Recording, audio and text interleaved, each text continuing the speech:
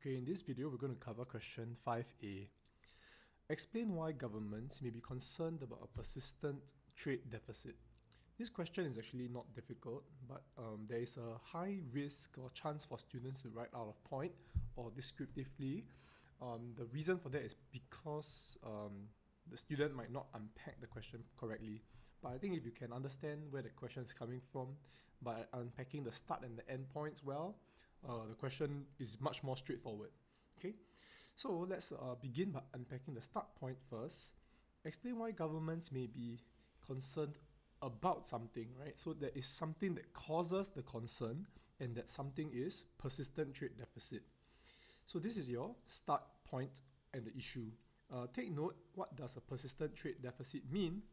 It's not balance of payments, it's balance of trade. Okay, so it's persistent, that means it's over time, and it's still deficit over time, and it's balance of trade, which is the concept that we are talking about. And deficit means that the import expenditure is greater than the export revenue. So that's what the issue is, persistent trade deficit.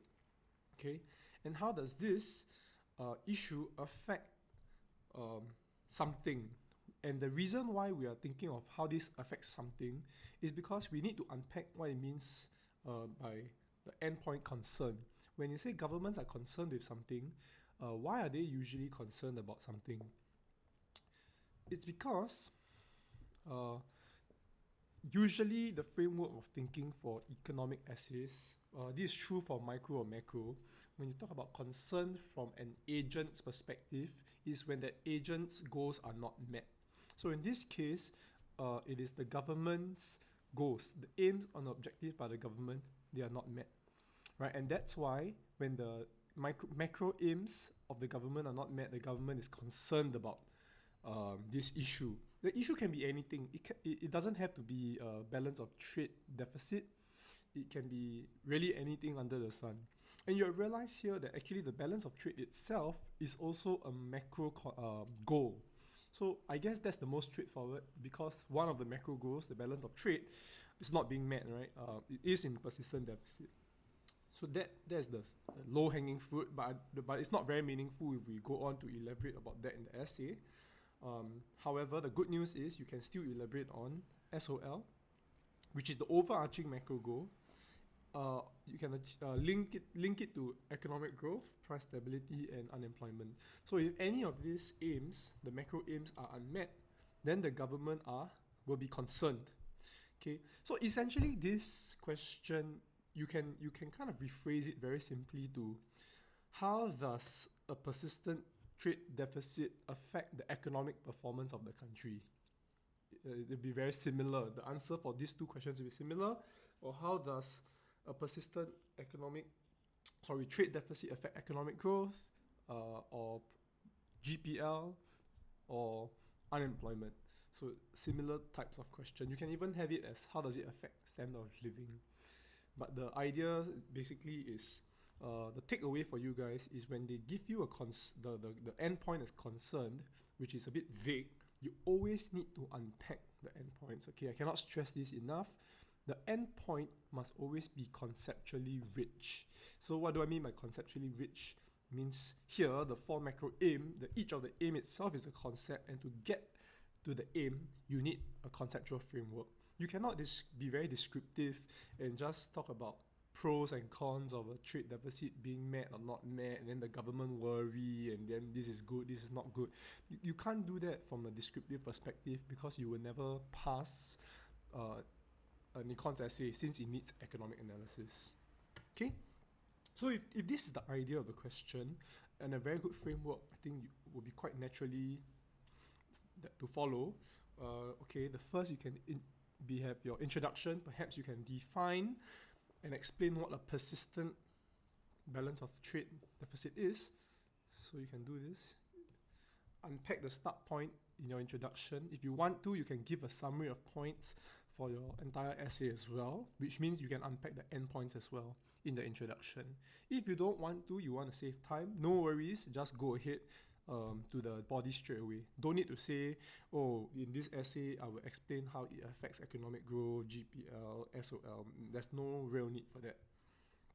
Okay, so the first body paragraph, and take note for all the body paragraphs, the issue will always be the same because in the question they give you a fixed issue, but the issue will be linked to a different endpoint. So the first endpoint is that the government may be concerned because a persistent balance of trade deficit may affect economic growth negatively or may lead to a slowdown in economic growth.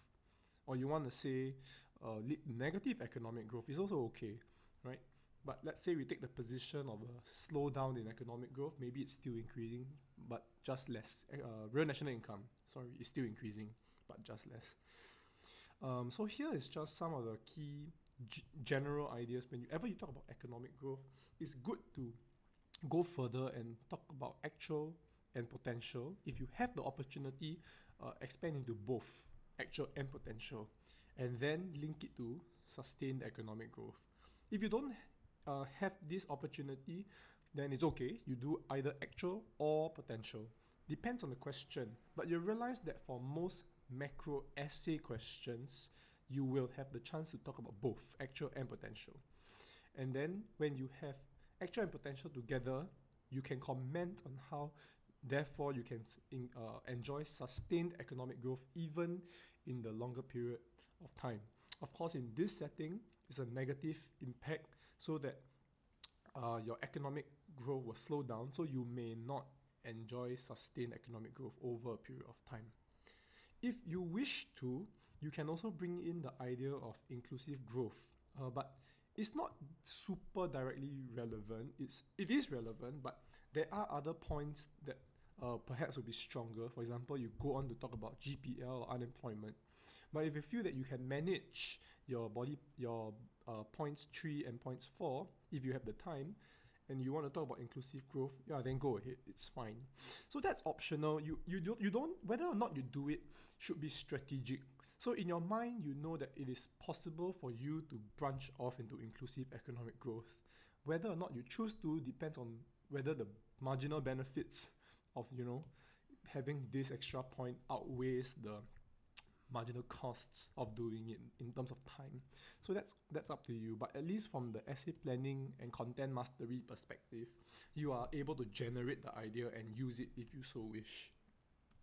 Okay, then the next point, once you talk about economic growth, the good thing is you can quite easily link economic growth to GPL.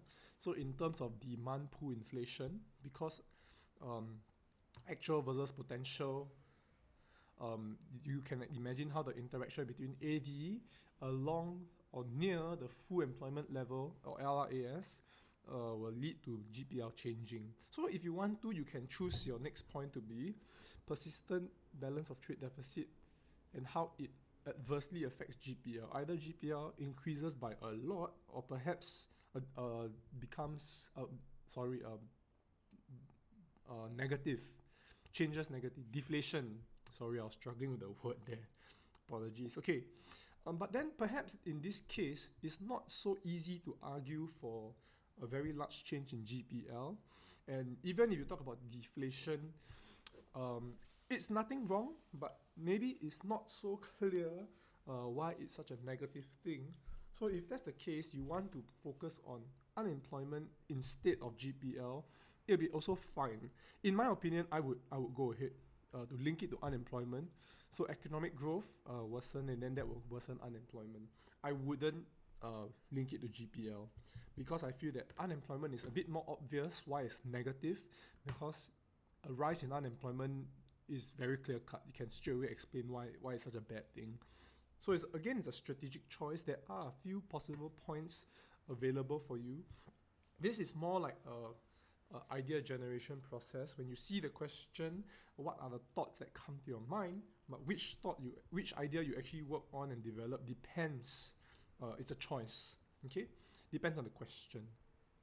And then the last point, comment about how SOL can be affected. So if you want to see how this essay unfolds in prose, I encourage you to take a look at the answer key, and really the answer key expands on these three ideas, right? In terms of the body. Okay, so I hope that's been useful. Thank you very much. Bye.